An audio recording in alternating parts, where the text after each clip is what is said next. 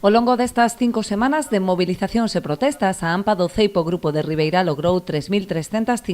sinaturas de apoio cidadá ás súas reivindicacións. Foron entregadas esta mañá no rexistro do Concello, acompañadas dun escrito dirixido ao Conselleiro de Educación, no que exixen a incorporación dun mestre para titorizar a aula de terceiro B. Entregamos esas 3.353 sinaturas, son 3.353 sinaturas comprobadas unha por unha, co seu DNI, de cidadáns maiores de idade residentes en Galicia, porque van dirixidas ao Conselleiro de Educación directamente, acompañadas dun escrito da AMPA, onde lle solicitamos o nomeamento inmediato ese titor. A parte tamén hai outras problemáticas no colexio, como sabedes, obras que se necesita urgentemente acometer, como é o edificio a mellora integral do edificio da bella comisaría, entre outras, ou a renovación da coberta infantil, ese ascensor que ainda a día de hoxe non entrou en funcionamento e se leva instalando desde novembro do ano pasado, e o cual nos parece totalmente vergonzoso, está dependente de unha certificación de industria, que é unha consellería que tamén depende da Xunta de Galicia. Entón, nós o que lle pedimos ao conselleiro é que nos reciba